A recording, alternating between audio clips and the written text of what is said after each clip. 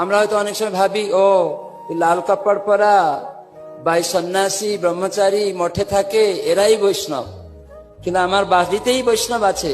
আমার স্ত্রী দীক্ষা নিয়েছে, আমি তাকে হয়তো গালি দিচ্ছি, প্রহার করছি। গুরু মহারাজ বলেন, দীক্ষার সময় আগে দেখতাম, আমরা যখন বসে থাকতাম, তোমার স্ত্রীকে তুমি গালাগালি করো নাকি, কখনো প্রহার করেছ?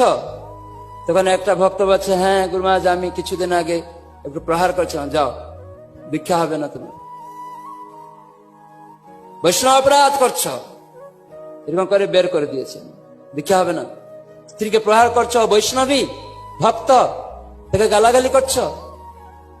স্ত্রীকে জিজ্ঞাসা, তুমি স্বামীকে কিছু প্রহার করেছো নাকি, স্বামীকে গালাগালি করো নাকি? তো এরকমই তাহলে স্বামী স্ত্রী কিরকম হওয়া উচিত, আমাদের আচরণ দেখে ভক্তরা আনন্দ করবে। সেজন্য বৈষ্ণব বাচ্চা আপনার, তাকেও প্রহার করতে পারবেন না, হ্যাঁ, গালি দিতে পারবেন না।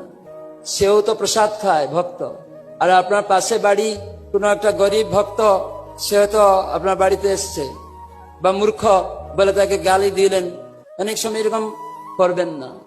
গৃহস্থ হলেও সেও বৈষ্ণব।